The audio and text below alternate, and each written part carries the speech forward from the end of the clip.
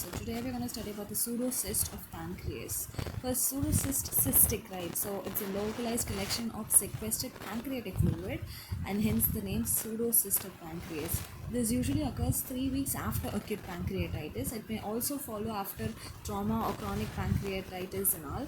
And the sites of involvement. So first thing, you're going to talk about what pseudocyst is, and then you're going to say where the cyst occurs. The cyst occurs at the most common site would be the lesser sac between the colon and the stomach, and it could be also in places like duodenum, jejunum, colon, splenic, hilum, and all such places. Duodenum, jejunum, remember that stomach, duodenum, jejunum, colon, all such things. And then after sites, you're going to tell about the types. So it's pseudocyst, right? Why is it called so? It is called so because it is lined only by fibrin layer, not by endothelium, and thus it is called as a pseudocyst. This cyst consists of a brownish fluid which has sludge-like material, which is nothing but the necrotic content which is inside. And when this gets infected, it is called as an infected pseudocyst or a pancreatic abscess. Okay, and this fluid is, especially because it's pancreatic fluid, it is most likely to be high in amylase levels, which is almost greater than 5,000. It is very, very high. And then now you're going to go to the types. Okay, so you told about what pseudocyst was, and then the site, and you explained about pseudocyst and the content of it and all such things.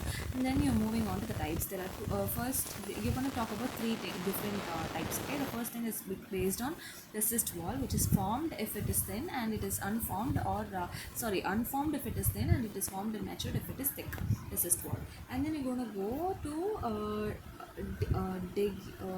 to Egidius, okay, the Egidius classification of pseudocyst. This includes type 1, type 2, and type 3. You're going to talk about three different things. The first one is going to be after an attack of what, and then the anatomy of the duct, and then you're going to talk about communication, if any.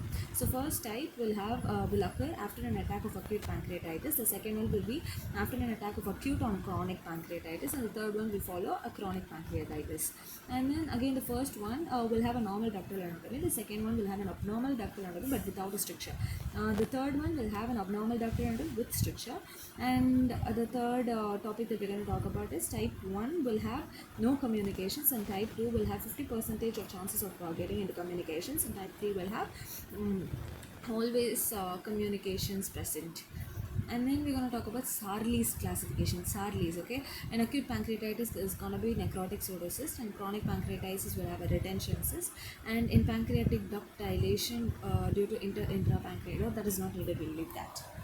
And then now we're going to talk about the clinical features. Okay, so after that we're talking about the types, we're moving on to clinical features. Clinical features is obviously a pseudocyst, right? A swelling in the epigastric area, because that's where the stomach lessus curvature will be coming, which is hemispherical. Look at this picture, which is hemispherical, smooth, soft, not moving with respiration, not mobile and nothing. The margin is diffuse at the upper border and is well defined at the lower border. And this could be confirmed by knee elbow position. In knee elbow position, there is transmittal pulsation in this case.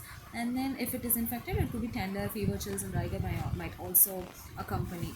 And then there's a test called as Bade test. What is Bade test? Because the cyst goes and stretches the stomach towards the abdominal wall, Ryle's tube could be felt when it is passed inside the person. And this is going to be the clinical features. That's just about the mass. And then moving on to differential diagnosis, what else could inflame or distend at that place? That is going to be the differential diagnosis. So we have an abdominal aorta, so it could be aortic aneurysm, or any other cyst which could be in the same place, like a retroperitoneal cyst, or schistosomiasis, or cyst of the liver, or eccentric cyst, or hyalid cyst, or cystadenoma of pancreas, any such things. And then how do you investigate? What do you basically do? You first have to know about the cyst, right? So if you know about the cyst, the size and thickness, you're doing a ultrasound abdomen, and then to know all the details which is present in the cyst, the contents, the wall thickness, the size, the anatomy of the cyst, you're going to do a CT scan. And then MRCP is done to delineate the ductal anatomy and its abnormality, and ERCP is done to find out the communications. MR is for ductal anatomy and abnormalities, and ERCP is for communications. And then barium meal, LF, obviously serum amylase, because like I said, this would be increased. Serum amylase could be increased in this case. And then Moving on a minute. Okay, so and then moving on, let's move on to the treatment part. That's all about the investigations and the treatment part.